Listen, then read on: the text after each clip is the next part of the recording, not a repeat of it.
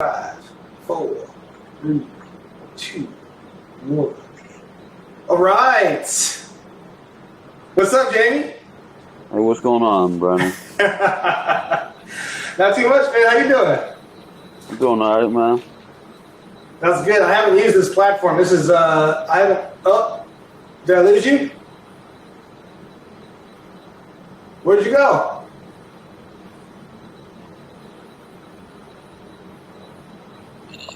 For a minute. There you go. You back? Yeah, I'm back. I don't know what happened. Hey, what's going on, Brandon, man? What's up, man? How you doing? Doing all right. Doing all right. How about yourself? I'm doing okay, man. I haven't used this platform in a long ass time, so I'm just a lot of changes have happened on Riverside since last time I was here, man. How you doing, dude? We got what we got? 5 or 6 people watching this live. Okay, cool. I hope you're ready to disappoint all of them.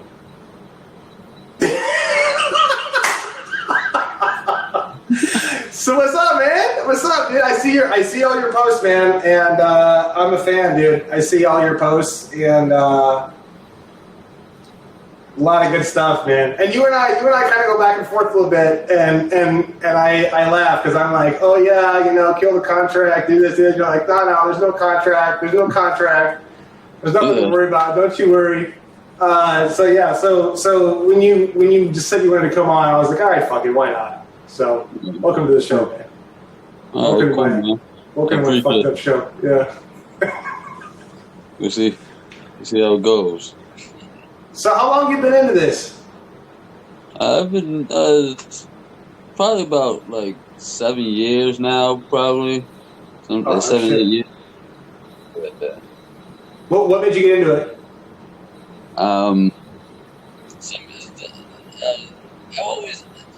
I started watching this dude named Santos Bonacci, and I guess for like some spiritual stuff. But then one time he started talking about law and how we don't need to be doing this and that. And I was like, let me start looking into what he's talking about. I started researching it. I just started finding information, and I was like, oh, okay, hold on,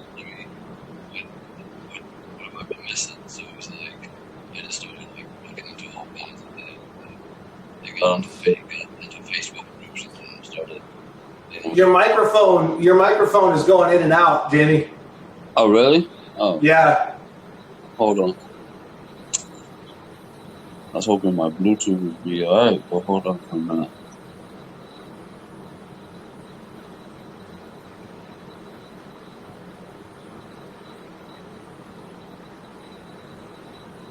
One second.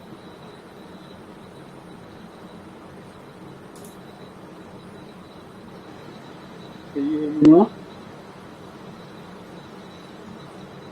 Yeah, I can hear you. Can you hear me? Yeah, there you go. How's it now? Yeah, okay. Still going in and out? No, it seems fine now. Okay, cool. All right, I don't know what happened there. Sorry about that. I apologize. It's all good. So start from the beginning again. You met, who was it you met? So I just started looking into like getting into more like searching for truth, like on a what people would call like a spiritual level type thing. So I ran across this guy named Santo Bonacci, and he talks about the Bible and like the allegorical meanings behind like the stories and stuff in it. But he one time mentioned something about not needing a driver's license and something about law. Like he would touch on law, and he said a couple things. So I was like, man, I trust him on a lot of other things. Let me just see what he mean, So I started researching what he was talking about. I started finding information about it, and so I just started reading all kinds of things, watching all kinds of people speak about law on YouTube, and reading books and downloading PDFs and doing all kinds of things like that, and just started digging into it, and then being in all these groups on Facebook and seeing all these people post on all the things that they think, have remedy in them and things like that. And so I've just been doing my own research and my own self-reflection, to come up with what my thoughts are on the matter, Hell yeah. I love it. Do you have a website or anything, or do you just operate off of Facebook? I never got into like doing like YouTube or putting up a website. No, I just get in the groups. I take a different stance than a lot of people, and so I got people that enjoy what I got to say, but most of them don't really like what I got to say. But I mean, I still, what I mean. It don't really matter to me, really. You know what I mean? Because I still what I feel in my heart is what I feel in my heart, and that's the same with everybody else. You know what I mean? But I just have you know my convictions on certain things about the whole idea of contracts, and that we've been bound to like address them even in the matter. You know what I mean? Because my thing is that once you address it and bring attention to it, like that is some concern of yours, and you granted what they're looking for. You're granted them jurisdiction. Well, not really jurisdiction, but you granted them authority over you, because if I came down the street and told you to do something, are you going to go do it because I told you to go do it?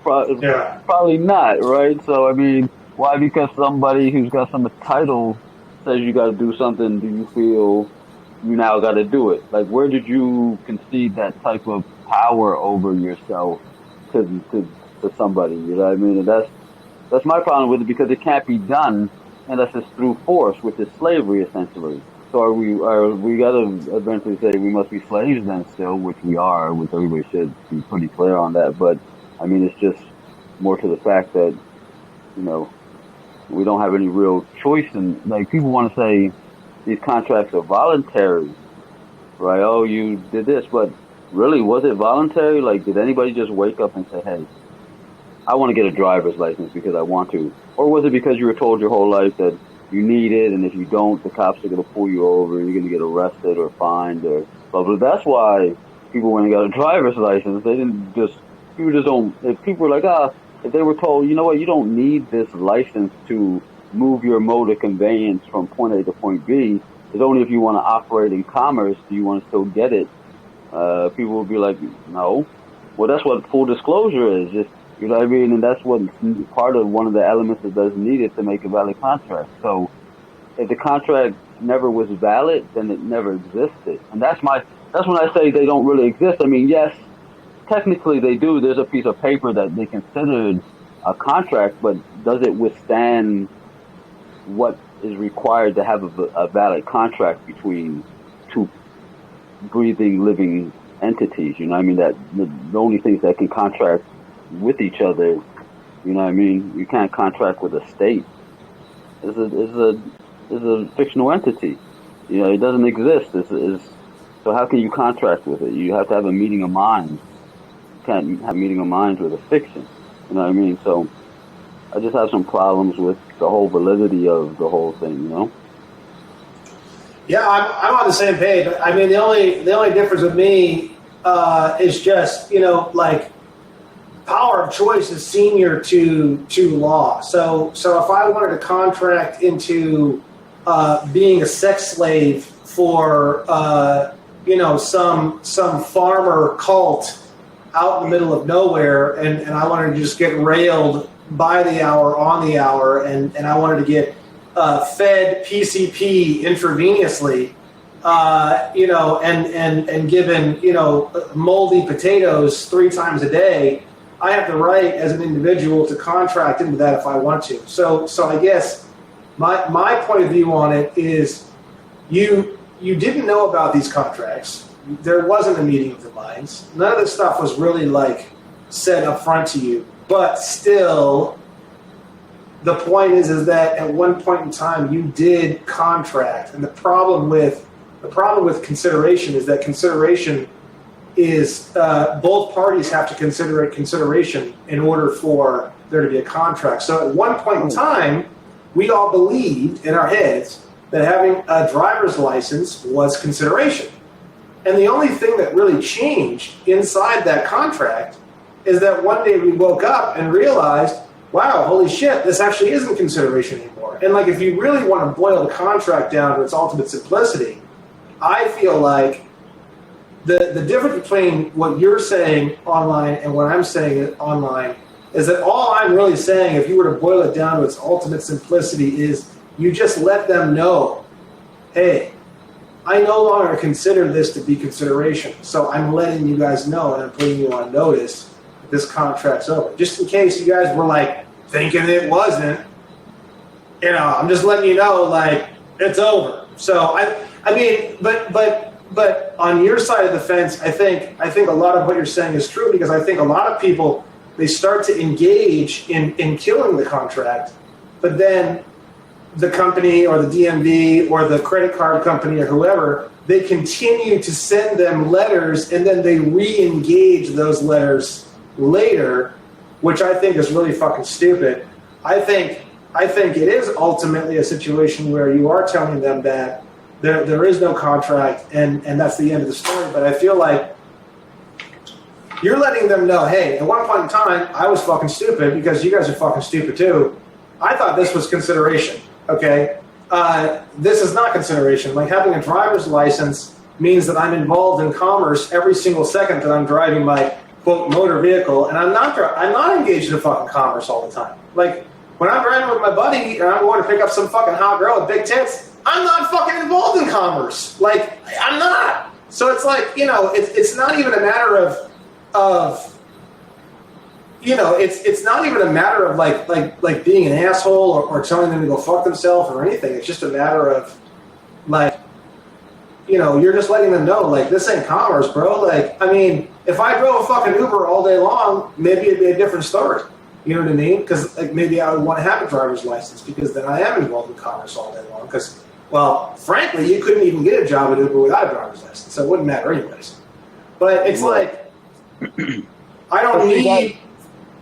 But go ahead. Just go real ahead. quick, but see how they kind of corner you, so when you get a job and you go somewhere, you're required to have these things that you don't really need. But if you don't have them, now you're without an opportunity to work, right? So, like,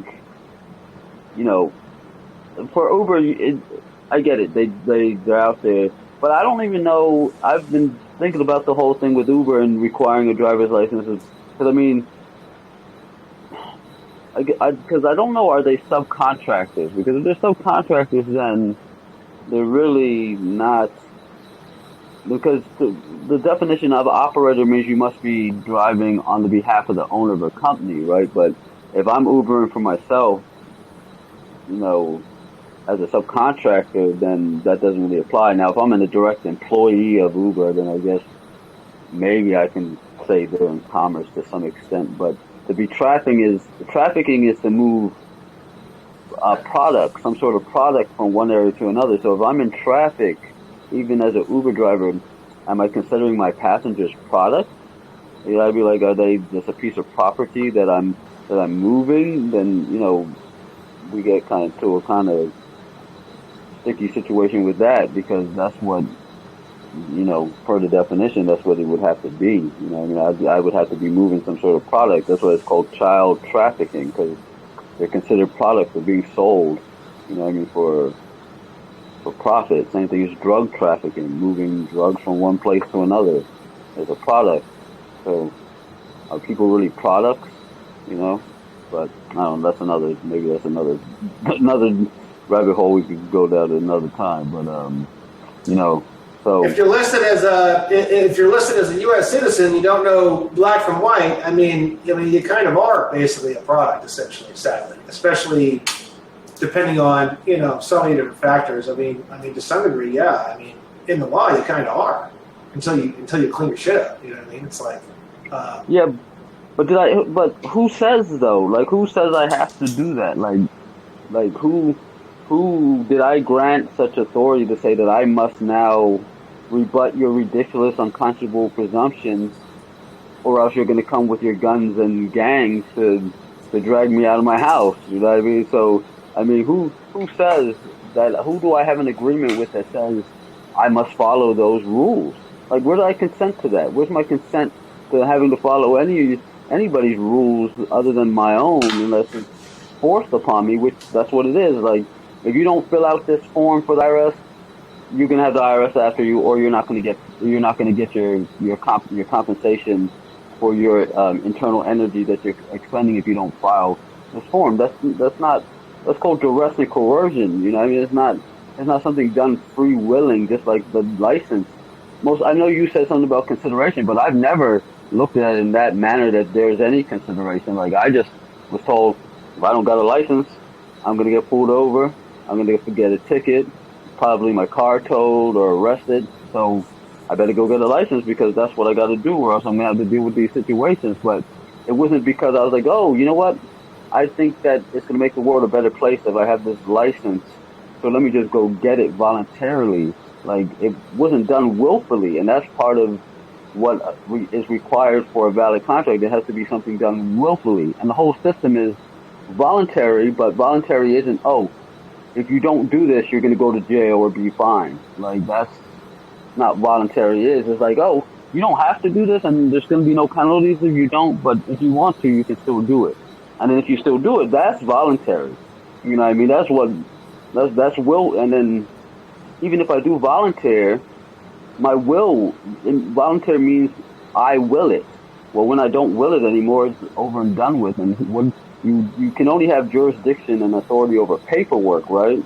You can't have it over people, because jurisdiction is two words, law of and diction, words and their usage, right? So that's jurisdiction means law of words and their usage. So they have jurisdiction over the contract, right? Because what? Contract makes law according to what everybody says, right? And that's what jurisdiction is granted by, is the words on a piece of paper that are defined by what somebody else defined it as. But for it to be a valid contract, I must have full disclosure on what all that means and what those definitions are, and then I have to sign off on it and say, okay, I agree to this. That's consent. What we do is not consentful. So this is when my whole thing is that the contract doesn't really exist, because they don't meet it. There's no two wedding signatures on any of these things. You know what I mean? There's no meeting of minds. There's no real consideration on their side of things. I mean, what are they doing? Telling me that did they give me the ability to operate, to control a mode of conveyance? No, that was gifted to me by my creator. They didn't do that. So how can they? What did they give up? They didn't give anything for me, to me, and what am I getting back? Something that was already mine. I already have the ability to move the vehicle. I don't need them to allow me to do that. And I put all the money up to pay for all these things, and insurance and gas and maintenance and all these things that go into keeping up the vehicle. Did they help me maintain it? No. So I mean, what are they putting up to make it equal consideration? You know what I mean? They're not putting up anything. Well, here's the question for you. If I hand you a contract and I say, are the terms, definitions, phrases, and words on this contract, do you have any questions about any of them? And you say no. Because honestly, frankly, most people would just say no. They would do, no, that's fine. And you sign it. How is that not willing? Well, I was never handed a contract or a form that says, that it's like, oh, here's all the terms and conditions and definitions. Do you consent to them? And I'm like, sure. That's not how the driver's license works, or the social security card, or the birth certificate that they say tie everybody to things. But this is my one question for people who claim contract gives them all these rights, right? So what about all the people that are done wrong by the system that had no contracts? Like, people say that the birth certificate gives them the right to your children, right? That you're certifying them as property of the United States corporation, and therefore they become citizens and they receive benefits with required duties and obligations and things like that, right? But was that signed? Who, like, if there's children that are born that none of that stuff is done, and then the government somehow finds out, maybe, something's leaked by some angry, some disgruntled family member or something like that, and now you got the government knocking at your door. They still take your offspring, right? but there was no contract, there was no social, there was no birth certificate, there were none of these things tied to these little beings. So how did they get some sort of jurisdiction, or was it just because it's tyranny? You know what I mean? So Well, what no, happens it's because of offer and acceptance. If I come to your home, regardless of any contract under the sun, moon, and stars, if I say I want to take your kids, and you say okay, or you acquiesce in any way, technically that's, I mean, power of choice, even in law, is always senior to, I mean, even the idea that, let's say I wear a shirt and the shirt says, Child Protection Services on it, and I just go to the store and I get a patch made, some bullshit patch, and I sew it onto like a dark green shirt, look like a fucking forest ranger or something. And I come to your house and I knock on the door and I say, I'm here for your children.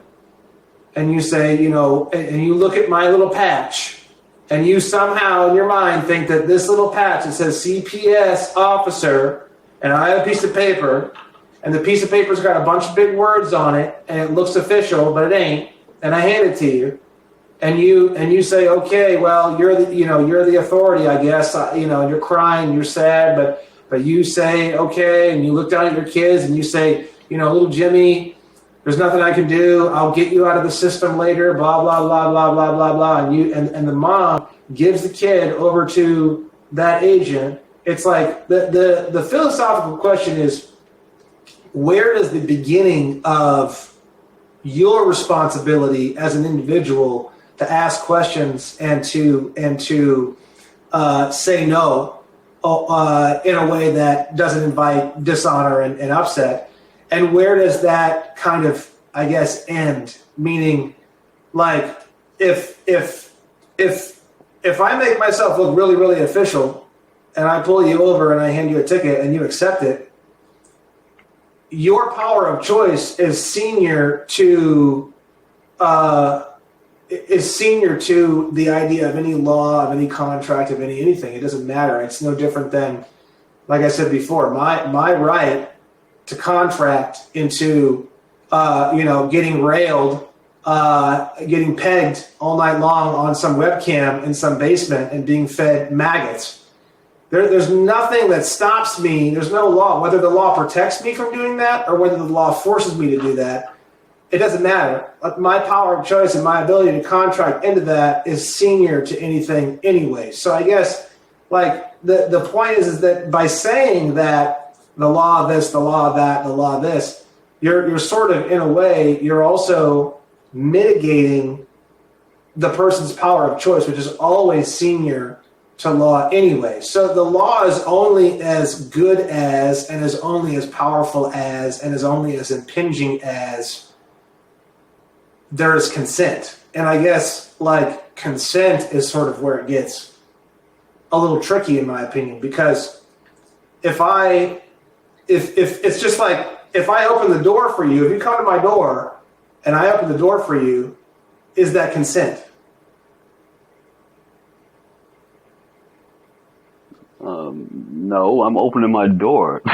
I mean, I don't see it that way. So now I just want to go back. You're touching on some things about, where your question was like, where does the honor come back, or putting the responsibility on the person to push back, right? Well, I've watched I've seen and read a lot of stories about this, and I've seen seen a lot of videos about it. And it's not that if you, like, they don't just come to your door by themselves as a CPS person, they're coming with a supposed warrant that isn't a real true warrant anyway, and they're coming with police.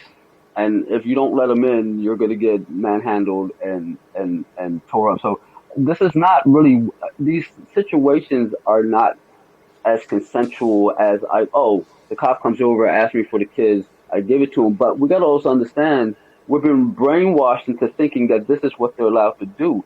But in reality, they don't even have the territorial jurisdiction to even be over there talking to you, because your property is most likely not registered as being within the state, right? Because not all land within the territorial boundaries, which is these things that are fictional also because states don't exist, but in people's minds, these are fictional things.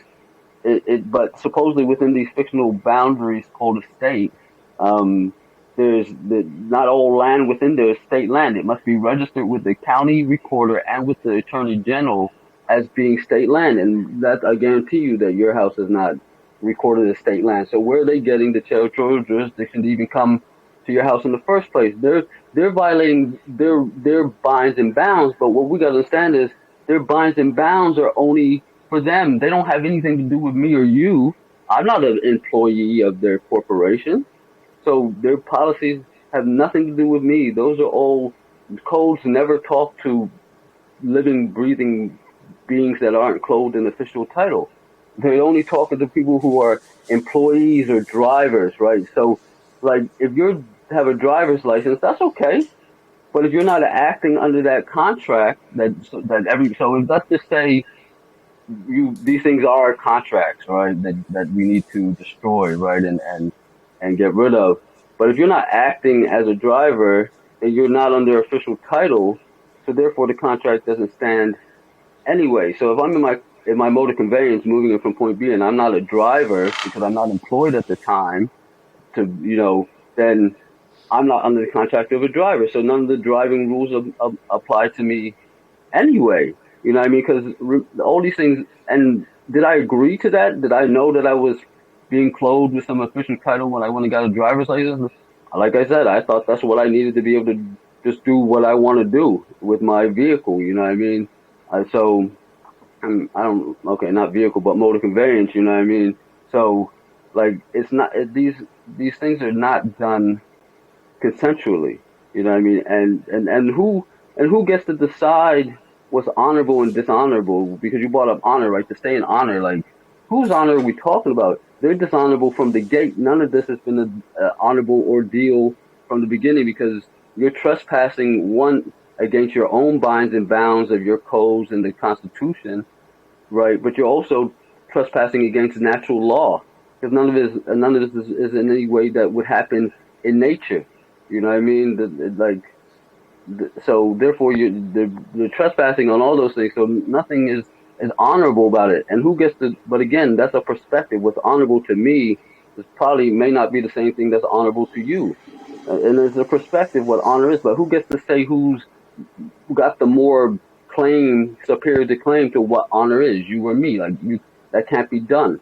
So you think it's dishonorable that I don't reply to your letter? Well, who cares, right? Oh, the problem with this is that you will come with your people with guns and gangs, or you will violate my account that I use to store digital credits in and stuff like that, and I can't stop you. So again, I better play your game the way you want me to play it, or else you're gonna just do what you want anyway. So I must be some sort of slave, and those contracts don't matter because I was never eligible to even consent to the contract. Because there's only certain people who are eligible to fill out these contracts, and there's only people that hold official titles. You know what I mean? Or who somebody's like an individual, an individual or some sort of person, right? But what's a person? It's not a living, breathing person in law. You know what I mean? So who are these contracts with? You know, like. I'm in a contract with the state of Virginia? Really? Tell the state of Virginia, come talk to me about these terms and conditions then. Oh, Virginia can't show up, so it must be a man or woman who's enforcing these things. But where's my contract with that man or woman? Where's that contract between me and whoever at whatever agency it is that we agreed on these terms? There isn't one. You know, I mean, there's no contract. So this is what I mean. All this contract stuff is just crazy because the more we play their games by rebutting it, because like I said, what happens to the people who don't have these contracts? What happens to the people that do rebut it and they get ignored? I know so many people that submit affidavits and you hear about how they just get ignored, and I've submitted affidavits and had them ignored. So, I mean, what does it mean, right, that you sent the affidavits? They still move forward. How do you stop them? You know what I mean? Well, that's all. Again, it's all found in the same maxims of commercial law. You have if you send them an affidavit and they sign for it registered mail and they don't respond, then that's it. Like that whole contract, that whole situation is over. And then what they do is if they ignore you and they try to prevent and they try to basically just whatever, then the problem is that they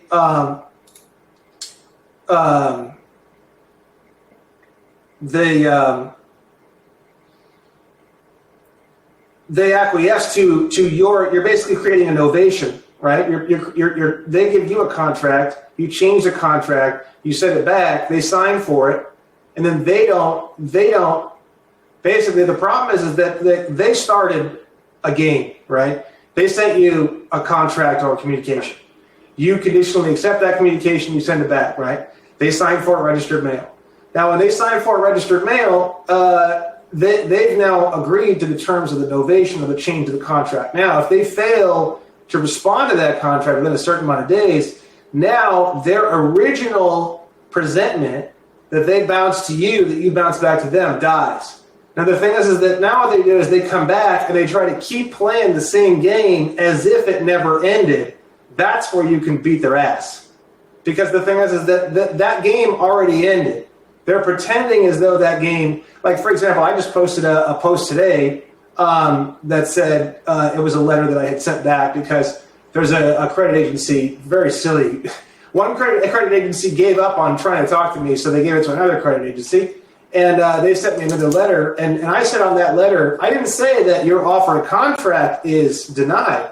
I said your offer to recontract is denied because we already had a contract. I already conditionally accepted it. You guys fucked it up by not responding to it. And now that contract's over and you're pretending as though this contract's still here. It ain't.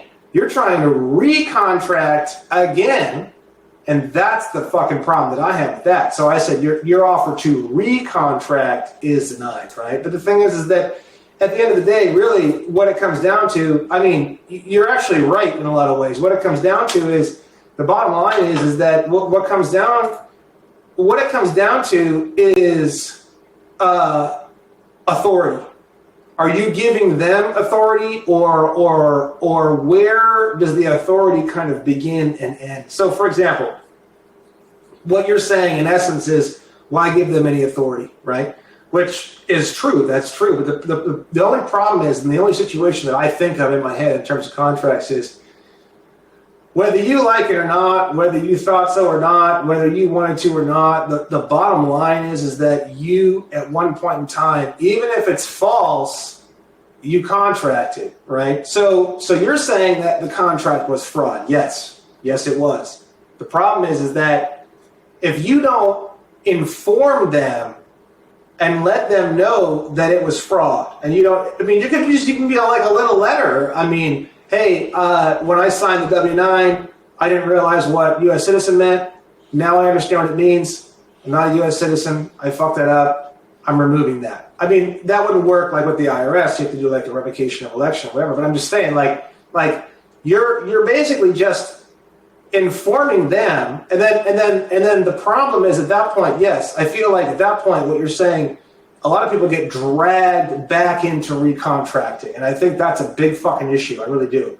I've even almost done it, literally, many times. So I think the big thing here is like, I feel like it's like this. If you contracted in accidentally, all you're doing is that's why my course is the Contract Killer course, because all you're doing is you're telling them, hey, I fucked up here. This is actually fraud. It's over. You're informing them that it's over. That's it. So once you do that, then now that's it. Now if they communicate to you any further after that point, I feel like what you're saying is 1,000% true. And I feel like a lot of people do fuck that up. Because it's like, once you say it's over, and then they try to recontract and you go with them, you're basically kind of in that same breath, you're saying, well, it really isn't over. Or you're kind of also saying like, well, I guess I'm not really the authority to say when it is or when it isn't over, because I said it was over and now you said something to me, and now I guess because of my actions, because I'm continuing the communication on it, I guess it's not over or whatever, right? So it's like, I feel like when you inform them, That's why I say even initiating a return response is accepting of their authority, because again, like if I was walking down the street and my lacing was untied and I don't know you and I'm just like, hey, tie my lacing, and I don't got no authority over you, are you going to get down and tie my lacing? Unless you're like an extremely kind-hearted individual, then maybe. But off chances, most people are going to look at you like you're crazy. You know what I mean? If you're telling me to do something, because who are you? Who are you to me? Like, I don't recognize you because we never had a meeting of minds. I can't have a contract with you. So anything that you send me, because to be a valid contract, and this is why the mailbox rule was ridiculous, because just because you send me something in the mail, if I don't agree to it, who cares? It requires consent, valid consent, which again requires full open disclosure, consideration, willfulness, intentionalness, knowingly. You know what I mean? It has to have, I think I already said consideration. Most times, if it has to do with some sort of monetary value, you can ask for assurance, meaning there has to be some sort of assurance on the side of the contract too. All I'm trying to say is that none of these are valid contracts. But my thing is, okay, let's say they're valid and they're good to go. But my thing again is like, it's like they enforce these things, and how can they enforce them, right? But I mean, because they can enforce them against people that don't have the contracts. Again, like there's people that get pulled over that never had a license ever, never got a license. They get pulled over, they get drug out the car, they get arrested, and they never had a contract ever. Where did the policy officers get that ability from? It's just tyranny. What I'm trying to say is this whole system is tyranny. The fact that I even have to address you to correct something that is just ridiculous to think anyway, that some person knowingly agreed to any of this, like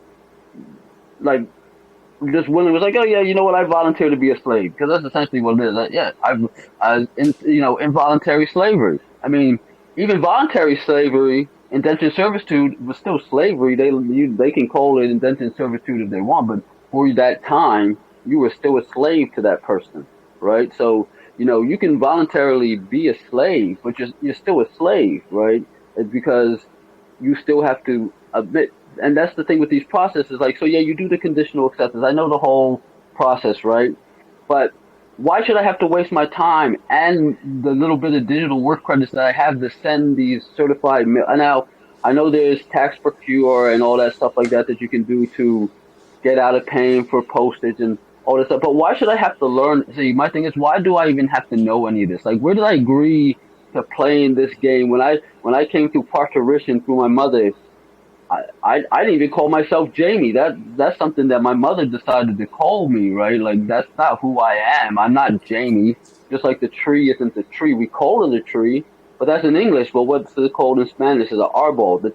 But the object is still the object, right? It has nothing to do with the labels that we stick on it. So Jamie is a label, right? A debtor, creditor. These are all labels, titles that are given to people unwillingly. And if it's given to you unwillingly, then there's not really anything you can be held responsible for, right? So the thing is, they can have the jurisdiction and the authority over the paperwork, because to have authority, you have to have authored something, to have authorship, to speak authoritative on the subject matter, right?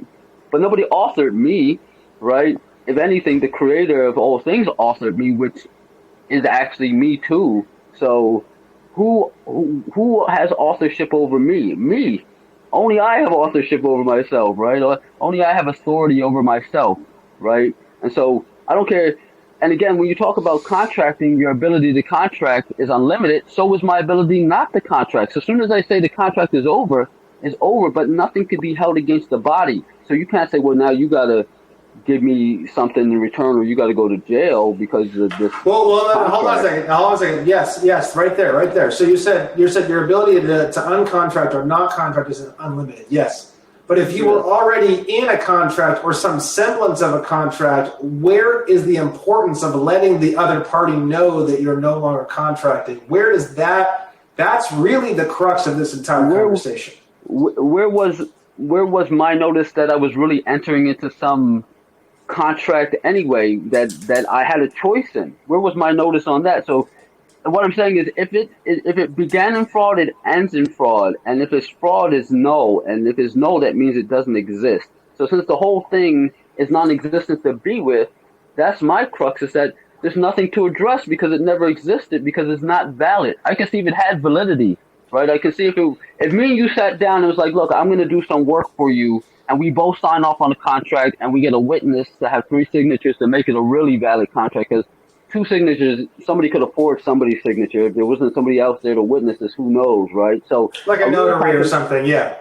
Right, or no, but even the notary is just me and that notary. I could have forged the notary's thing and maybe recreated the seal myself, made a seal. Who knows, right? Well, yeah, that's the whole point. But I'm tracking with you. 3 people. So let's just say it. Let's say a notary. Right. So yeah. So it would have to be 3. Would have to be 3 signatures on it to be like a valid contract. You know what I mean? So all I'm saying is that if I don't recognize you, we couldn't have a contract because there was no meeting of minds. So that's none. I don't recognize any of these people. The popo that pulled me over, I don't recognize him. You know what I mean? Like, who is he to me? He's a stranger. I only pulled over because I didn't want to get shot. You know what I mean? I didn't pull over because I wanted to pull over. I understand that if I don't stop, I'm going to get shot. So of course I stop. Self-preservation is I'm entitled to protect myself. So it doesn't concede any power to you. I just know that I don't got a militia with me that will go to war right now if you want to violate me, right? But you do. You have all these agencies and all these other cops that got guns and stuff like that. So of course I'm gonna do, unless I want to die. But I got a family, a clan that depends on me. So I can't just willingly be that martyr. You know what I mean? To take it for the team, because it's not gonna matter, because nobody else is gonna stand up anyway. So it would be a pointless death anyway. So I mean. But it's not done because I wanted to pull over. Again, so it's duress and coercion, and according to their own rules, anything that's done under duress or coercion is not valid.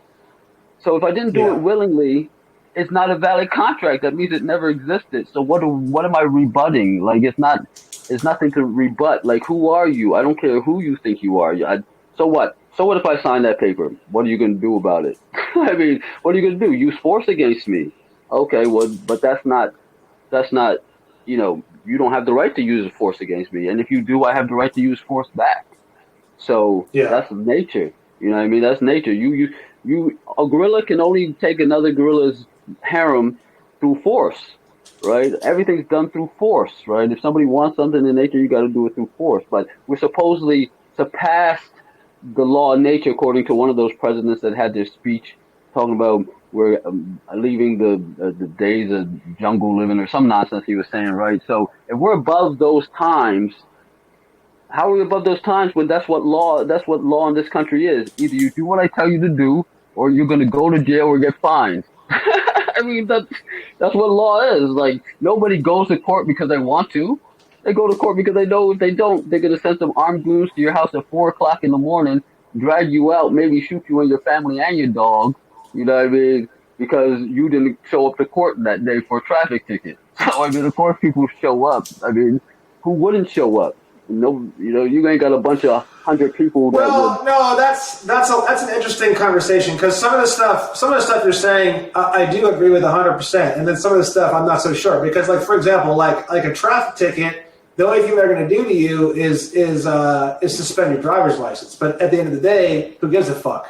Because the way I look at it, is if you got money tied to that, which you will get fines, and you don't go pay your fines, right? They will put a warrant out for you, and they will come to your door. My brother-in-law had that done to him so many times.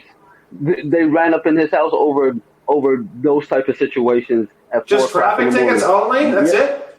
Yeah, for money that was owed. If you owe this, you better believe if you owe them money, they'll come to your house and kick your door in the morning. Trust me, I've seen it in real life. So the thing is this is what I mean. People don't do things because it's voluntary. None of it's voluntary. It's all. Well, I guess the only real response. I mean, yes, like in a perfect world, you're right. I mean, in a perfect world, without consent and without all these things, I guess it's just. In the world of law is a non-thinking thing where it's like, it's been known forever and it's always been this agreement. in the world of law that ignorance is not an excuse. So the whole idea is that if I hand you a piece of paper.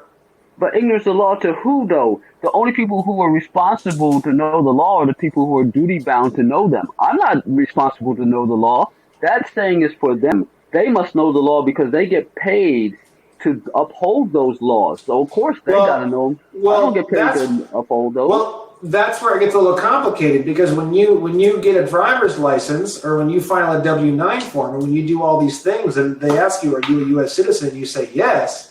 Technically, once you say yes to that, then you are underneath those statutes, and you are basically a part of that side of the equation. So, but did I know that I'm not really a U.S. citizen? I'm not employed by the U.S. corporation. I'm not a federal employee, so I can't be a U.S. citizen, right? And therefore, was I told that, or as I've been told my whole life since grade school that I'm a U.S. citizen, and then when I see a form that says U.S. citizen on that doesn't have any definitions that I'm not going to question because I wasn't told I should question them in school, right? I've been brainwashed my whole life that I'm a U.S. citizen, and so now when I get a form that says, are you a U.S. citizen? Of course I check it off. But as uninformed, see, there's a such thing as informed consent, right? That's the only way anything could be valid is through informed consent, which requires full disclosure. So there should have been something under this that says, hey, U.S. citizen means this, this, and this. Are you this? No. And then if you check no, then the company that you're trying to get a job with may not hire you, probably won't hire you. So now under direct, you still got to do these things just to be able to take care of yourself. Well, you shouldn't have to. That's where it gets a little more complicated because I've talked to a lot of people, and the IRS is never given anybody any pressure. The people who are giving anybody any pressure about IRS forms are the businesses, the withholding agent. But that's because the IRS will come after them. I had a job, right? When I started it, I gave them an affidavit of truth. I gave them a privacy notice, and no taxes were coming out of my check. Nothing was coming out of it. Then their lawyer, then eventually one day they're like, oh, we're going to need you to do a W-4. I was like, for what? I was like, I gave you my information. You know what I mean? They're like, well, our lawyer said you got to do this. So I gave them a W-8 right? And they turned around and was like, oh, no, we can't accept this. Our lawyer said that if you don't fill out a W-4, we're not going to be able to keep you employed. So, of course I filled it out, but I filled it out under duress and signed it correctly, right? But the point is, what if I didn't know to do that, right? This is what I mean. Not everybody runs into this knowledge or knows it existed, right? So who knows to protect themselves like this? So what they're doing is completely unconscionable.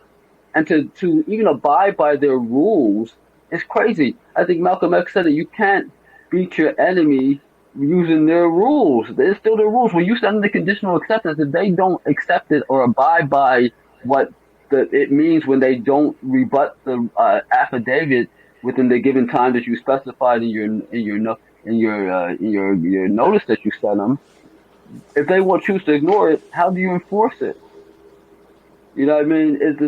And the thing is, what do they give you notice? Do they send you certified mail, or do they just assume you're going to get it because that's what they believe that U.S. mail is always guaranteed to make it to its destination? Well, why do I got to send you registered mail that cost me $18, $20 to send you when you didn't send me nothing that way? Why am I abiding by your rules? So it's like Monopoly, right?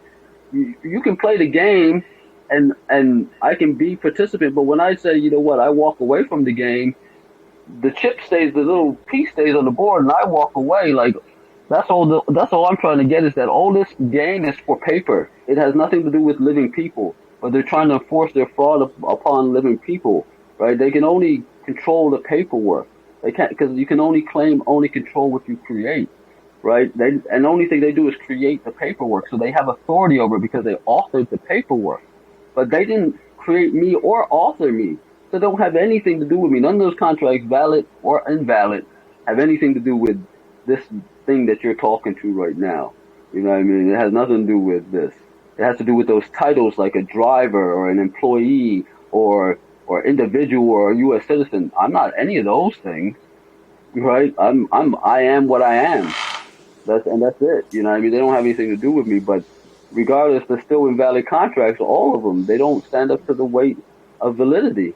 So, I mean, that's why I say they don't exist, because they're null and void. All of them. There isn't one that will stand the test of time. Now, like I said, if me and you sit down and we both signed that contract together and we had a meeting of minds and I can recognize you and we shook hands and hugged and bonded on our agreement, then that's a valid contract that me and you, if I decide to break, would have to have another meeting of minds and work out how that was going to work out, right? But Yeah. I can't do that with the United States or the Department of Transportation, because those things don't exist. I can't have a contract with them. They don't. I can't have a contract with Recovery LLC for some credit card debt. That's a third party that I never signed a new contract on. You see what I'm saying? And that's how you get out of third party debt. Like, where's my contract with me and you? Oh, there isn't one? Then go. Thank you very much. You just took that off my hands. I appreciate it. Have a great day. Because me and you have no contract. You can't contract and they do it all the time. Like when they switch mortgage companies on people, you just get a letter like, oh, we sold your mortgage to such and such. Really? Without my consent? How does that work? I mean, how did that work? Like, I didn't consent to that. I don't care what you did. Don't make no difference to me, right? But it does, because then they'll screw you, right? And why do they get away with it? Because the system's corrupt. And that's my whole point, is that it's just corruptness, is deception, everything is fraud, nothing really exists the way they exist, but in our mind. And by doing these processes, we give life to ghosts. We're fighting ghosts, things that don't really exist, instead of saying, you know what, I see the game, but I'm not consenting. Where did I concede authority that I must see? And that's my thing, is that's why I always say, who says I have to do that? Who has that kind of power to make me do that, other than to point a gun at me or threaten my freedom? But that's the only way you can move me, right? But that's not consent, right? Again, it has to be voluntary, without duress and coercion. And none of it is without that, right? If I don't fill out the W-4, nobody's going to hire me. Like I told you, that job ended up taking money out of my check, which they weren't supposed to do, when I pointed to all the rules and showed them all the laws that pointed to them not allowing to do that. And then when I left the company on my own, they kept my last check, saying, well, you still owe us money for taxes that I never owed, because we all know about taxes. I'm not making income when I go and exchange my intellectual property with somebody in agreement. Income is derived off of capital gain. It's interest. And only for federal employees and state employees who use state funds or federal funds to make these capital gain, interest on capital gains.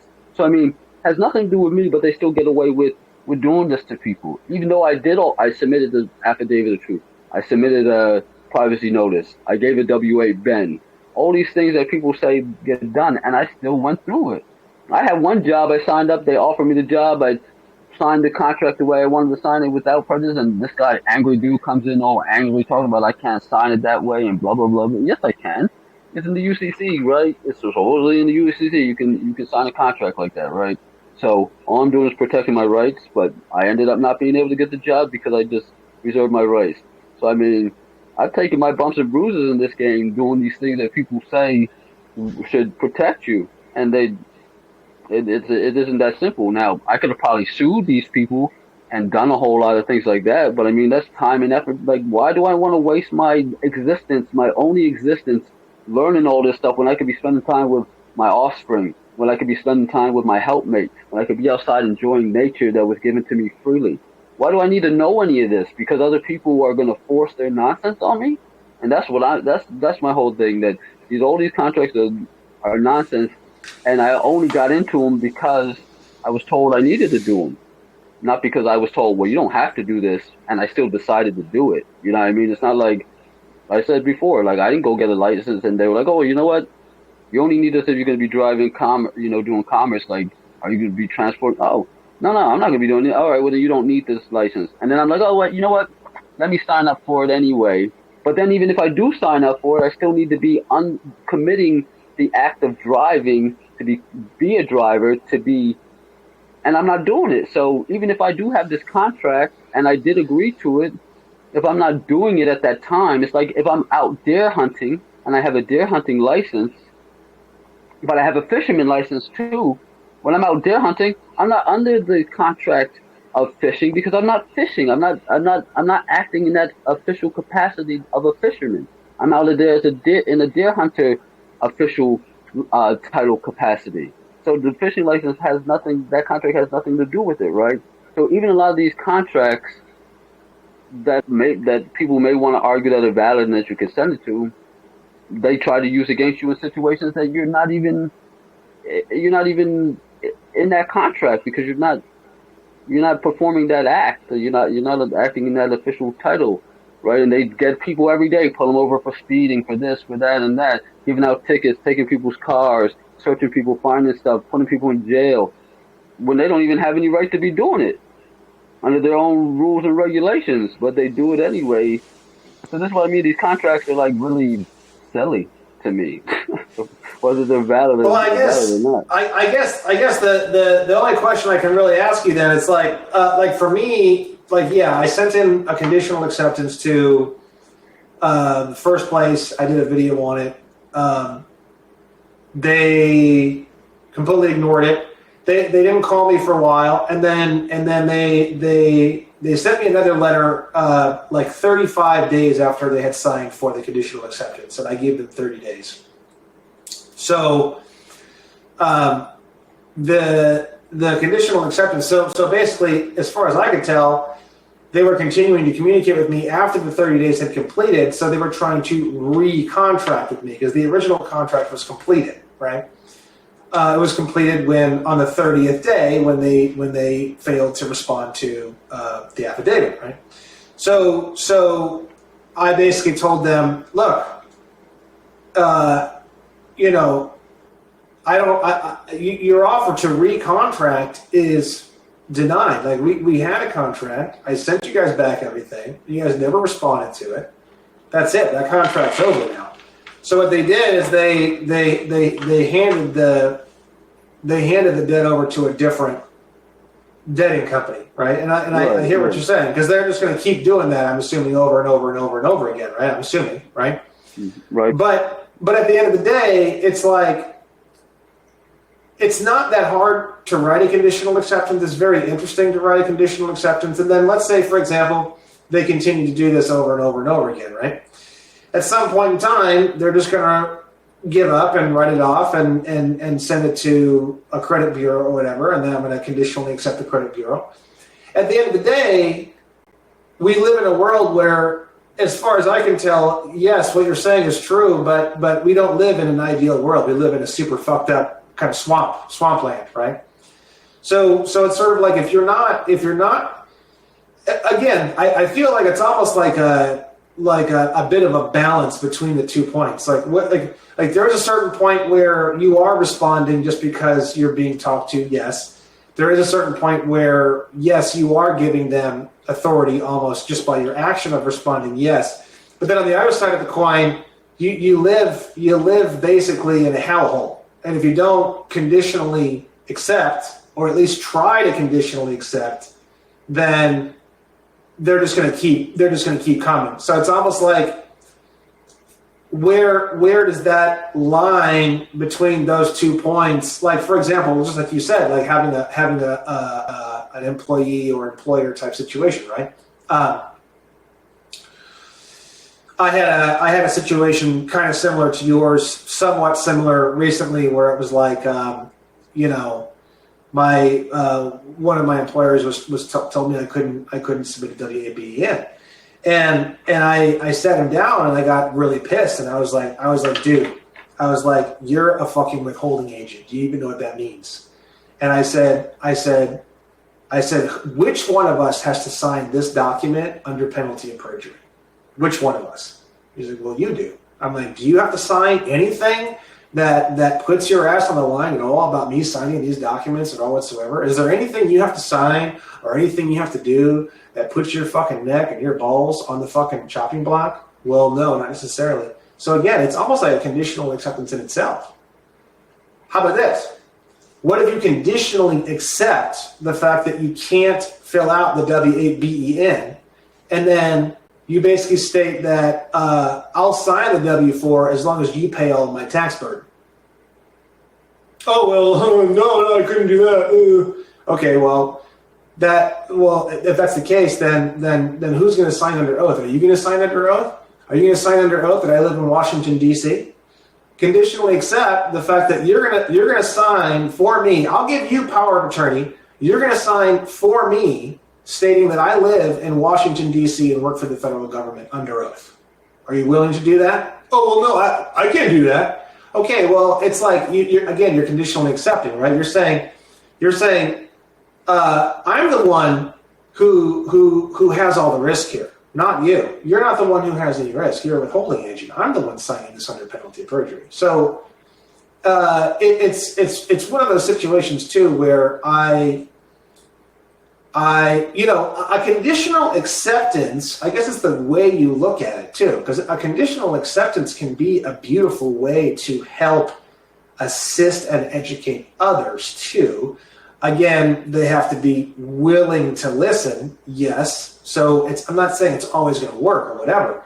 But what I'm saying is it's like if you're not conditionally accepting, then are you creating the world in which you want to live in, and are you creating or helping to create the world in which you want your children to live in? I guess would be the ultimate question that I would have for you.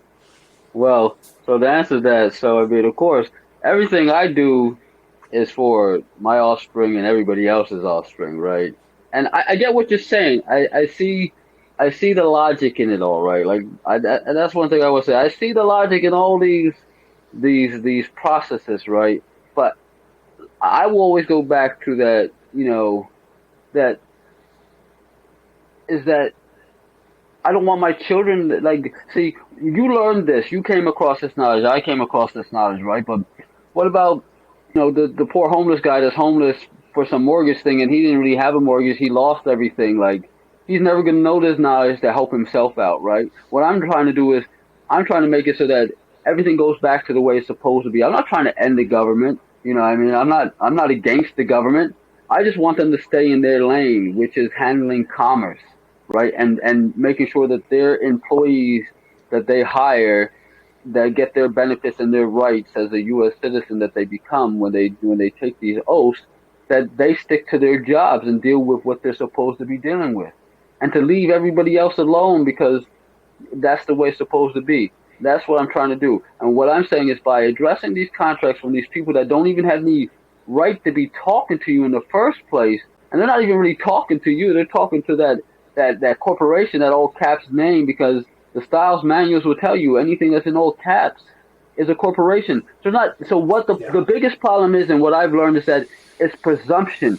We're presuming they're talking to us when you get a bill in the mail, or when you get something in the mail, that they're talking to the human. No, they're talking to the corporation, right? And when you start thinking they're talking about you, and you start calling them up talking about, oh, why are you trying to do this to me, and blah, blah, blah, then you just kind of accepted it being in this fictional game that they're playing, and now they're going to play their game with you, right? So, yeah. I mean, I get the logic of it all, right? But my thing is, it saves some of us, right? Some of these processes can save us, can get some of us, the ones that are lucky enough to come across it, right? And the hope is that enough people learn it, right, and can exact these processes and kind of put them back into their place, right? But but my thing is, like, why should anybody have to waste their life learning all of this, right? I mean, some people get high off it, like, that they think they've accomplished this great goal because they've learned the system in and out and know how to manipulate it. To me, that's a waste of our life. It's a waste of our life to have to get up every day and have to work to pay for things, to live in a place that was given freely by the universe that we are. The earth was given to everybody. Nobody should have to pay to live here. Nobody should have to be doing any of the things that we do, right? And so my thing is that the system was built to handle commerce. Good, handle commerce, but leave me alone. I'm not involved in commerce. I'm just living the life, trying to take care of my clan. That's all I'm trying to do. I'm not in trade. I'm not in business, right? You know what I mean? All I'm doing is exerting my energy with some company and using my intellectual property that I've gained and experience that I've gained in exchange for a medium to pay for things that I shouldn't have to pay for, right? Then, but if that's the way it's going to be, cool. I could accept that. Cool. I understand that's the world we live in. But don't come bother me about things that you don't have any right talking to me about. And you're only doing it because you know you got guns. And I ain't got enough. Just leave me alone. So what I'm doing is saying that by playing these games, yes, they may work, right? But we're still playing their game, and they still have the authority to say, oh, well, I don't like this affidavit. Oh, I'll accept this affidavit. So we're still giving control to people that have no control. And we're also thinking that we're dealing with the United States or somebody like that, but these are people on the other side. Where did they get this authority to demand this kind of compelled performance for me when we don't have no contracts? Because they can say, well, the United States didn't say anything because they can't speak. The state of Virginia said, did it really? Okay, I'd like to speak to the state of Virginia. Oh, you're going to send me a representative? Okay, well, me and that representative don't have any contracts, so what are you talking about? Produce the contract that you can put out. Or, like you said, if you want to go power of attorney, where's your power of attorney that I gave you? And if I did somehow mistakenly do it, I rescind it. Right now, here, and done. And it should be over with by me just saying that. But the thing is, they're not just going to give up that easy. They're going to press and press, like you say. And some people say, oh, you got to do it 3 times for it to work, kind of like Dorothy in The Wizard of Oz, because we all know that movie is about commerce, right? That you got to tap your heels 3 times and it gets you safely back to home. But why do I have to waste my life doing this? See, this is my thing. Yes, these things can work and they're cool. It only saves a few of us, right? While other people suffer. And how can we all be truly happy knowing there's people who are suffering, having their children stolen from them, being put out on the street, going into a cell that they shouldn't be put in the cell for? How do we all sleep at night? Because we get to rebut these contracts that these other people don't learn about, because since they've been born, they've been fighting the system. You know what I mean? Like, they didn't have time to learn this. Been selling drugs since they've been a 6-year-old little boy because their family strung out on drugs because they were born into a bad situation. Where do they get to learn about this stuff from? When do they get this time to research this? Like, when they're fighting their whole life pretty much because of a system that was built to create scenarios like that on purpose. Like, why are we studying and doing all this stuff? Like, and this is my thing. Like, and this is why, you know, a lot of people don't agree with me, but to me, that's as simple as it gets. By us doing these things, we're only floating a system that hurts somebody else. Maybe it helps us out. Maybe we're lucky to find out this information, but in my philosophy, you are me and I am you, and all other things I am. So how can I be okay with things just because I might be okay? But when my other brothers and sisters are out here suffering, and I know this process, and I'm going to go teach them freely. And the thing is, with these gurus, they want all this money to teach people this stuff. Talking about, well, my energy spent. Well, you understand that that's your brother? That's actually you outside that's suffering? Like, how can you, if you truly love people, how can you want to see yourself suffering? That's self-love. Loving others is actually self-love, because those others are you, and you loving yourself by helping others. But we don't have that, and this is why these people win. People online all day arguing about who's got the better process, who's right, what book to read. But why not just all band together and just not consent? Like Gandhi told the British. I'm not a big fan of Gandhi, but when people say wise things, they say wise things. And he told the British, you know what, we're not going to fight you. We're just not going to consent. Right? Because if enough people don't consent and don't do anything and don't address these fools, what are they going to do, arrest us all? They can't do that. They'll just have to go back to what they're supposed to be doing. And that's my thing. So that's my whole thing about these contracts, is like, why address these things that don't really exist? None of them are valid. And it only supports the system by addressing them and going into these back and forth with these people about things that don't even really involve us. You know what I mean? So I do this all for my little ones. And I do it for, I don't know if you have little ones or if you will one day, but I do it for them and your family's little ones and everybody else. Like, to me, this is like, you know, it's going to take more than just sending paperwork to end this. You know what I mean? They didn't gain this control through paperwork. They use paperwork control to control us now, but it was gained through violence. And people got to understand that there's got to be more action than just sending paperwork, because they're still in control and still ruining people's lives. And that's why I do what I do and speak what I speak on. Yeah, I mean, I guess the only thing is it's like when you send in conditional acceptance and you do try to communicate a little bit, you're at least going to get the person at the receiving end to wonder about what this is. You're throwing something into someone's lap that is something. You know what I mean? And then they go to lunch, right, in their little business, and they talk to somebody else, or they show your conditional acceptance to somebody else, and they go, "What the fuck is this? I've never seen anything like this before." Blah blah blah blah. And yeah, I mean, a lot of times it might not go anywhere, but you have no idea. You have no idea. Like when I send a conditional acceptance, I'm trying to make it. You know, I don't use a lot of big words, and I don't go on and on and on and on and type all this shit. I try to keep it short and simple and easy to read. And I feel like when you're doing that, you're giving them an opportunity to experience the truth. It's just like what you said. We're the ones that are lucky enough to have come across this information. Well, on the same token, it feels good to allow someone else to have the opportunity to come across the same information that I did. You know, you can lead a horse to water, you can't make them drink. They might just throw the thing right in the trash can or laugh about it or, you know, roll it up into a fucking blunt. That's not really something I can control. But what I can control is putting the package in their hands and giving them an opportunity to see it, I guess, is really, if you're not doing that, then to some degree, then nobody has any opportunity to do that. And that's kind of what my whole free course is and my website and everything too. But the conditional acceptance is the same thing. It's just one more avenue of giving someone else the opportunity to come across the information. That's what I think.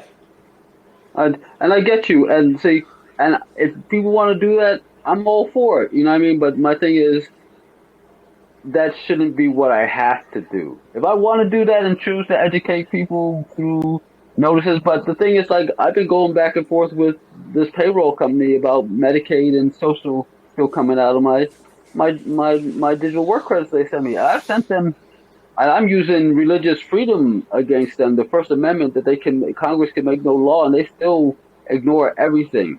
You know, whether I send them scripture that shows them what they're doing is wrong, whether I send them IRS codes that show them that everything is voluntary and it has to be an agreement between the employer and the employee. But here's the definitions of employee and employer. I'm not any of those things. I had an agreement with a human being.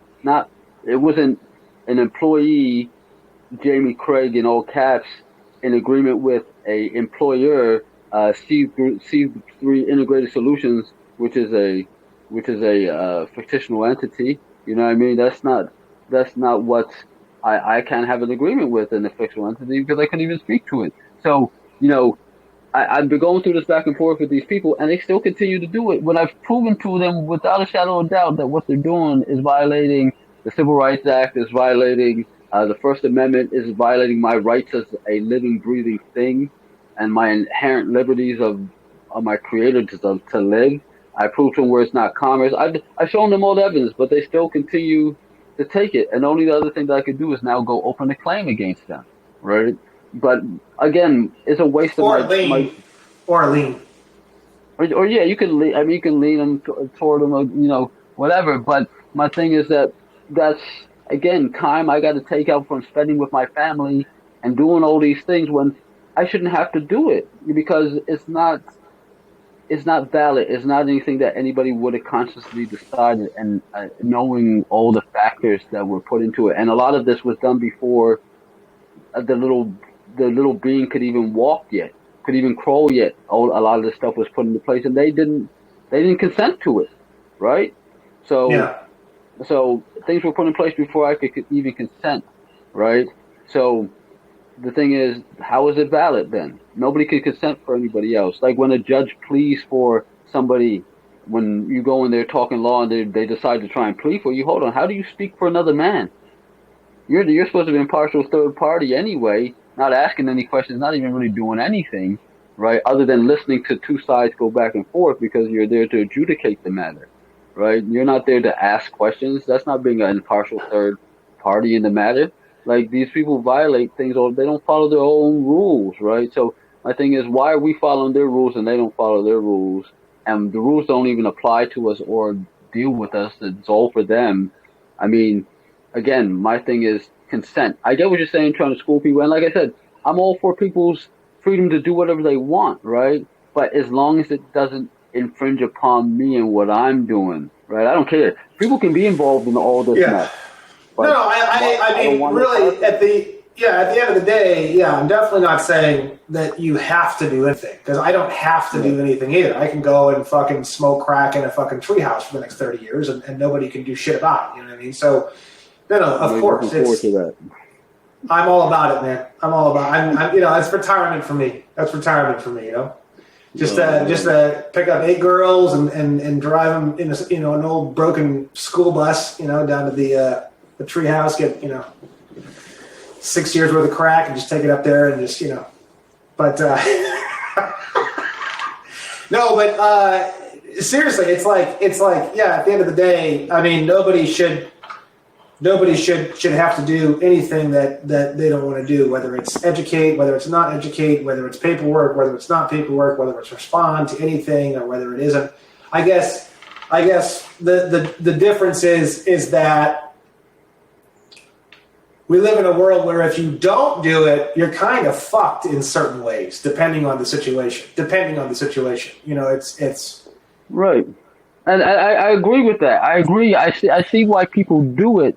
But again, why are you fucked? Because if you don't do it, they're going to use some sort of power against, like some sort of force against you, right? Because if nobody thought that they were going to be arrested or shot or fined and had their bank accounts levied and the wages garnished, nobody would do anything they say, right?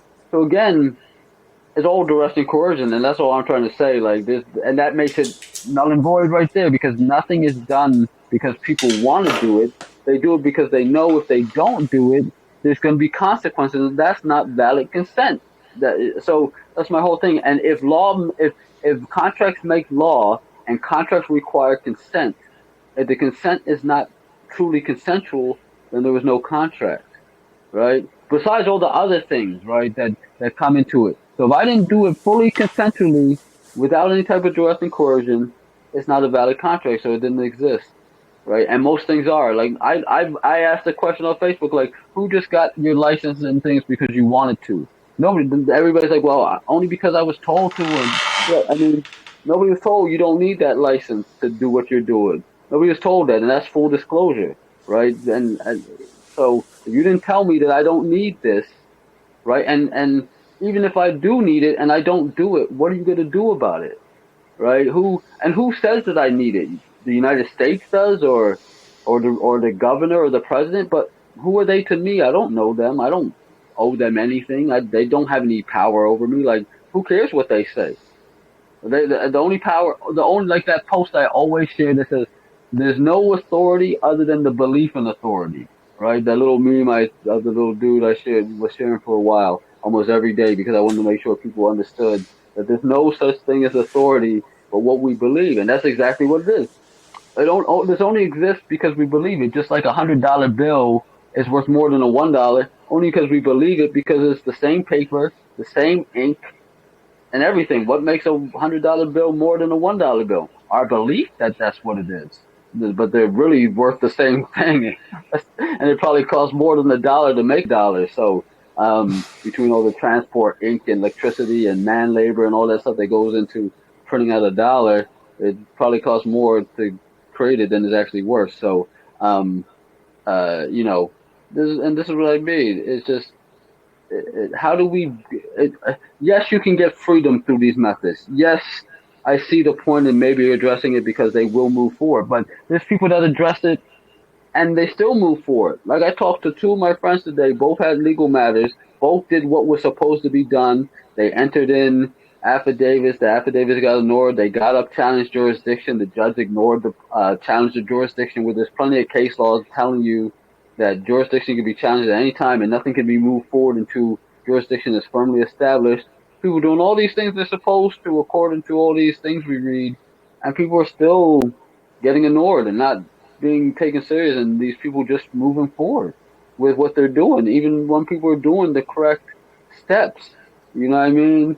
And so it's just like it's to me, it's like, yes, it works for some people, it doesn't work for others, and the fact that that's how it is makes it unjust, because just because you figured out, say Brandon, you figured out the exact method how to do it, and you're getting off, you're not paying bills no more, you're not paying rent, you're getting cars for free from the dealership with 1099s, and you're doing the 10 the W4 sandwich and all this. You're saying it's all working for you. That's great and all that is working for you, but what about everybody else that that don't know these things or are not doing it correctly? Like, it should be like, as soon as I say, "Ha, I see the game is over," it should be over. It should just be that simple. But it's not, and that's what I mean. So why should I waste my life writing these affidavits and doing these processes when I could be spending time with my little ones? You know what I mean? Just to rebut somebody's silly presumption. But if I make a presumption about you, you're not going to write me no affidavit talking about I am man, and you what you say don't matter to me because of this and that, or your laws don't apply to me, or what you would say to these corporations. You're not going to say that to me if I sent you some letter. I don't care what common law jurisdiction says that if I send you a bill, if you don't address it, who? Where did I agree to that? Where's my signature to say that if somebody sends me something and I don't respond to it, I'm now to be held responsible for it? Where's my consent? If I didn't consent to it, don't have nothing to do with me. Like, you can't just say, well, because I said so. Really? That's slavery. We're not slaves, supposedly, right? So, I mean, if I didn't consent to your rules, how can I be bound by them? Right? If I'm playing tennis and I signed a contract to go play tennis, you can't come over and say, well, here's a rule of basketball or football that you need to abide by. No, I don't. I didn't sign that saying I need to abide by that. What do you mean? I mean, so if I didn't consent, like words, like, who cares what person means or what it? I didn't consent to what it means. I didn't even consent to speak the English. Somebody taught it to me, and that's why I speak it. But I didn't say, oh, pop out my mom and say, you know what? I elect English as my language, and I'm going to consent to every definition that some other person came up with that now binds me into something because they say so. That sounds like slavery to me. There's nothing free, and then I'm going to have to address it. So I'm a slave going in there like, please, massa, please don't whip me any harder. I didn't know I made this mistake and signed this. What? I didn't even know I didn't have to sign it. And if I would have known that, I'd never signed it in the first place. See what I'm saying? So, I mean, I get it. I love you, man. I love the work that you do. I think it's great stuff, man. But I just think it's interesting to talk to people about these type of topics to, just to see what they think and why they think what they think, and express what I think about the scenario. And like I said, people can do whatever they want, you know what I mean? And that's well, fine and good, but as long as it doesn't impede on me living my life that was given to me freely by my creator, that nobody created me can tell me all these things I need to do, and we shouldn't be doing it. And I just wish people would say, you know what? Why am I wasting my life reading all these codes and all these law dictionaries? Like, when I die, what is that going to achieve? You know what I mean? If it's not freeing everybody, at least. You know what I mean? Yeah. No, I mean, it's true. That's exactly why I do all the things that I do, and I have the course, and I have the website, and I have all the different things. Because when I find something out, it's like I want to let everybody know about it. It's like that's kind of the whole point. You know what I mean? Like, I'm not doing this just for myself, obviously, right? But yeah, I'm totally. Yeah. I commend you for doing it for free, man, because there's a lot of gurus, the time that you're putting into it, man, people be charging a lot of money for something like that, man. There's a lot of money. Well, the way I look at it is I've got millions and millions and millions and millions of dollars in every fucking direction. And I mean, the way I look at it is if I just keep pushing on all this shit, if you really figure all this shit out and you really know all this shit, I mean, in the back of my head, I'm kind of thinking in my head, like, if there's 9 different directions and you're pushing like hell in 9 different directions, something's got to pop at some point. I mean, it's not like there isn't a shitload of money here in all of this information. You know what I mean? So it's like, the way I look at it is it's almost like in the back of my head. What I think about this particular subject in the back of my head is, if you really believe in all this shit, then there's got to be money in it. Anybody asking for money with all this stuff, they have some kind of doubt in the back of their head. They have to, because if you didn't have any doubt, there's money, more money than you could possibly comprehend. I mean, just the fact that I could take a piece of paper and promise to pay, $900,000, and now all of a sudden it's a promissory note, and now all of a sudden it's a negotiable instrument, and now all of a sudden, UCC 3-603 or whatever it is, it says that people have to accept it. You can just write money out of thin air. You know what I mean? So it's like, if I just feel like why bother even charging for it? There's not. I don't really see. There's more money in giving it away for free and getting help from other people who are also trying to learn than there isn't even charging for it. That's how I think about it.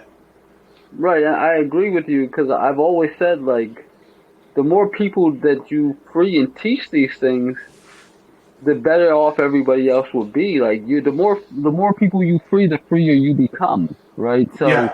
I like you, because the more people that are getting these processes to work, the easier it becomes for other people to do it, and the more people that are doing it, the more free we all become. And so, therefore, I like your perspective on it, and I respect you for that, man, because, like I said, a lot of people be doing things like what you're doing, but they be charging people, especially these people who are like, oh, I can discharge this, I'll teach you how to discharge that, how to get this, and it's like, well, if you know how to do all that, and you shouldn't be paying for anything, then why are you charging people this type of money to come to your courses? And it's just like, when you could go discharge it. Well, why? Okay, well, what if so you're teaching me how to use 1099s to discharge debt. Well, whatever your course was going to cost me, let me discharge it through a 1099 then. Oh, well, you're gonna accept that? Are you gonna accept me discharging this debt through a conditional acceptance? You said I owe you $800 for this course. Well, now I conditionally accept that. Prove to me that you have any right to, would these people like people doing that to them, right? I remember one course I signed up for. People were signing on it, no recourse, on their signatures for this course, and the people that are putting the course out got upset because they're like, oh, you can't be using this against us. But like, hold on, but you're teaching us to use it against other people. So now why would we do it to you? I mean, it's the law, right? I mean, it could be done, right? And they were kicking people out of their class for signing on their money they were donating for these courses without recourse, you know what I mean?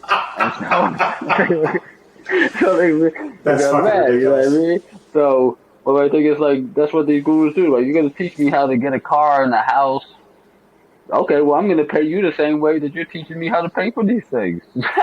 Yeah, no, and I've accepted a whole bunch of 1099As. I'm like, look, anybody wants to pay me in I'm not going to work until the money comes in. That's the stipulation, right? But when the money comes in, I'm down. I've taken probably 4, 5, 6 of them, 7 of them. You know what I mean? I have one sitting literally right here on my counter right now. So but again, like that's one area that I'm just we'll see on that one, because it's like, the IRS has gotten completely fucking annihilated over the past several months with 9 million people sending them things in. So we'll see what happens to that. But it's one of those things where, it's like, you got 1099As, you got Treasury direct accounts, then you start learning about, insurance and infinity banking.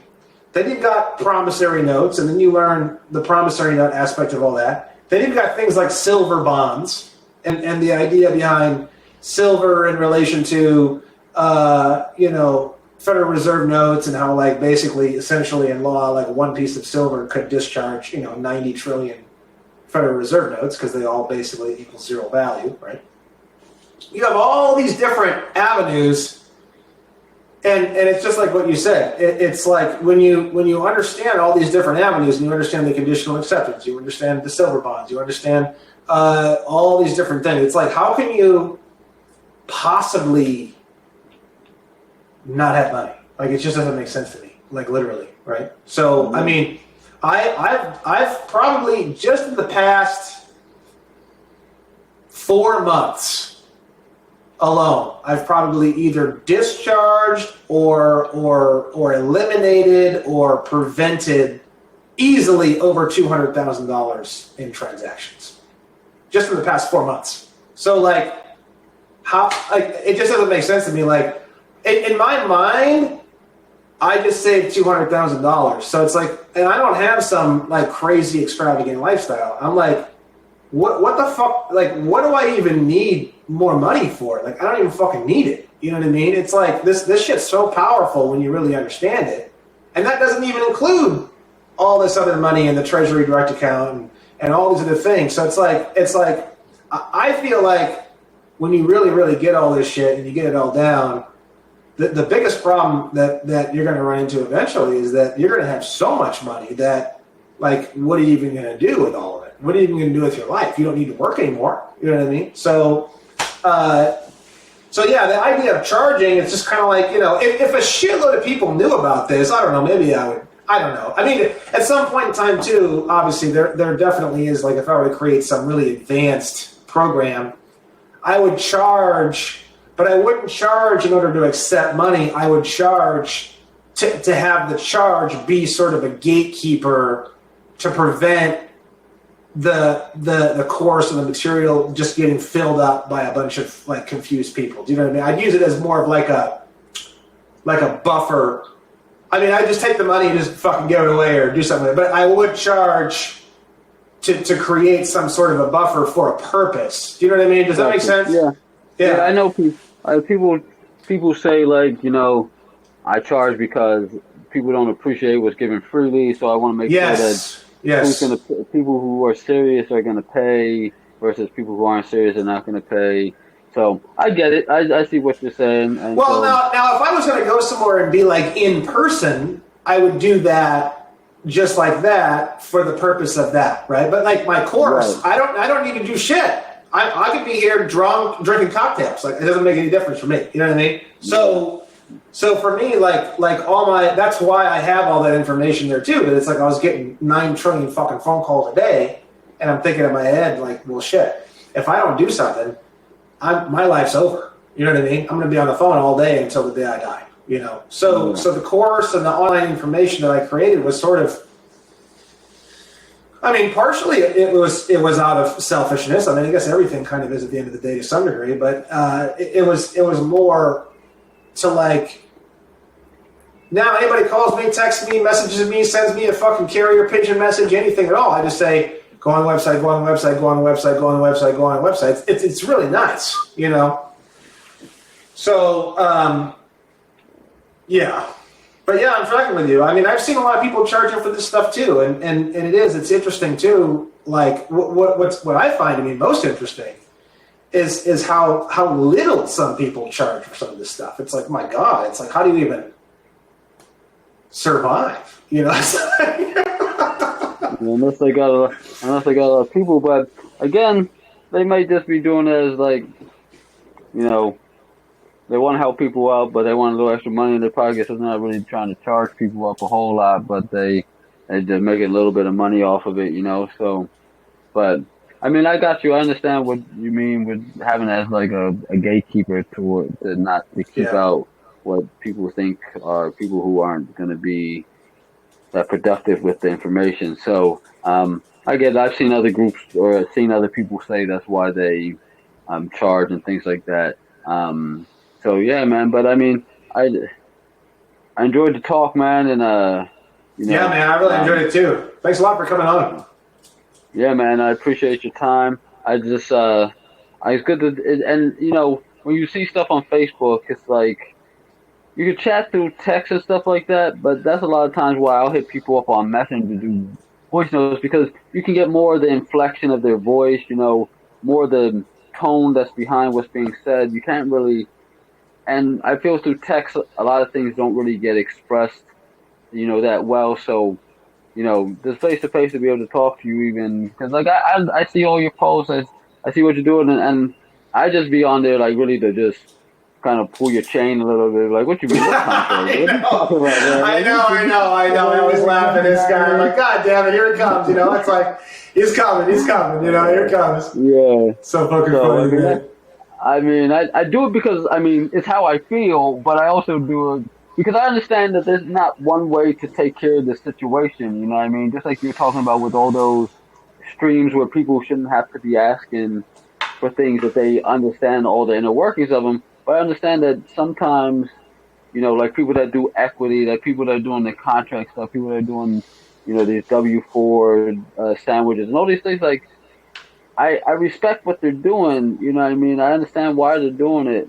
And everybody has, you know, there's more than one way to skin a cat, like they say, you know what I mean? I say there's more than one way to skin a tyrant, you know what I mean? So, you know, if killing contracts is the way to go when it works, and submitting conditional acceptance and discharging debt, or, you know, using consumer law against them, or using, you know, whatever against them, common law, scriptural law, you know, whatever works, and each win is still a win. So no matter who and how it's being done. So I feel the way I feel about things, but I respect.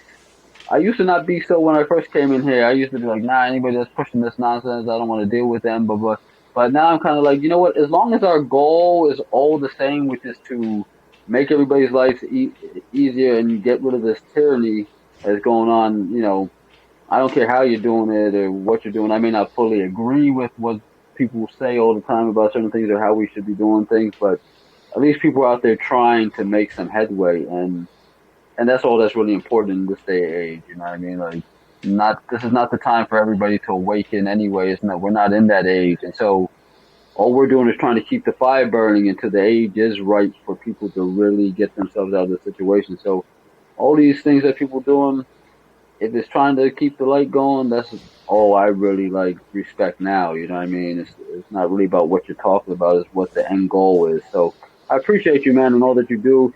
And I'm glad you're out there doing what you're doing. I'm glad things are being successful for you, and I wish you all the best. If I ever make it out to the West Coast, I've never been that far. You know, furthest been Colorado, but I ever make it out that way, I'll make sure to definitely look you up while I'm out there, man. I love it, man. Yeah, thanks a lot. Same with you. Thanks for coming on the show, man. I really appreciate it. I hope it's been great for the people who listen to this. And yeah, man, I'll see you. I'll have you busting my balls on Facebook later. I'm sure. Yeah, I'm sure you will be. All right, brother. Well, man, be safe. And like, if you ever need anything, ever want to talk about anything, I mean, I've explored so many avenues. I know about a lot of stuff, man. I just don't always prescribe to it, but there's a lot that I've known and learned over the years. So if you ever got questions and you ever need help on certain, I'm not saying help or you just want to bounce ideas off of somebody, you know, just know I'm somebody you can reach out to if you ever need to, man. And I'm definitely going to do the same with you when it comes to certain things. I appreciate that, man. Yeah, that sounds good. Thanks a lot. Yep. And I did, and I learned a lot. I actually learned some stuff from you in that conversation you were having. You said you were having with that HR person. You said some things that I was like, oh, you know what? That's a great point. You know what I mean? And so I'm going to utilize some of what you said. So I appreciate that. I learned something tonight also. So I appreciate that. Oh, about having them do the power of attorney and all that stuff and conditionally accepting all that stuff. Let them know all that. Yeah, like you know, like somebody that I follow, man. He tells, like, he was posting a lot today about how people don't have no real faith in what they're talking about. That, hey, if you really believe what you believe, you know, just don't let them back you up on, like, don't go in there and say something and let them just deny you. You know, jump right back in there and let them know, like, no, that's not the way this goes. This is what needs to be done if that's going to happen. You know, you need to do this, and this, and blah, blah, blah. And how you were saying, where's your signature? Like, where's your signature on it? And that's what I say, like, where's the somebody at the IRS's signature on the W-4? How we have a contract if it's only my signature? What weight are you putting up? What's going on here? Like, what? You know, so I loved it, man. And again, like, I appreciate you. And a couple of those things, I was like, oh, man, I never thought about doing that with them. Like, all right, cool. Like, here, take this, consistently accept this. This is what's going to happen. Oh, you don't want to accept that? Well, then why do you want me to accept your terms? You can't accept my terms, you know what I mean? So I like that, man. It was some good stuff. I appreciate that. And I learned something there. That's awesome, man. That's awesome, man. I love it. All right, dude. All right, well, thanks for coming on the show, man. I will be seeing you on Facebook, I'm sure, okay? Yeah, you too, man. Be safe and enjoy your night. You too, man. Thanks. Take care. Bye-bye.